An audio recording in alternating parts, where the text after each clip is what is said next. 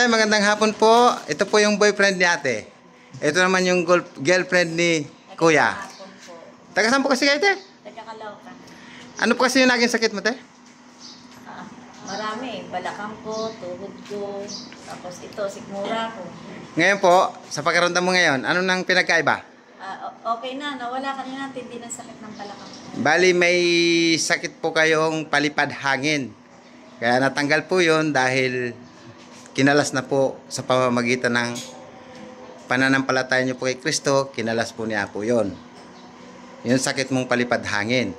Ngayon po, okay na po yung pakiramdam nyo, kaya nung pagtapos pa lang sa sakit sa espiritual, nung makalas po yun, ay nakapaglakad po kayo ng maayos. Parang nagdahilan ka lang. Pero mas lalo pong gumanda yung lakad niyo po dahil in-alignment po kayo ng full alignment. Okay na yung pakiramdam mo, ate? Okay na. Yes. Salamat po ng marami sa inyong pagtitiwala. Tatay, bye-bye po. Bye-bye. Ingat po kayo pag-uwi. Siya, pabalik pa daw. Apo. Salamat, ate. Salamat din po. Bye-bye. Thank you po, Lord.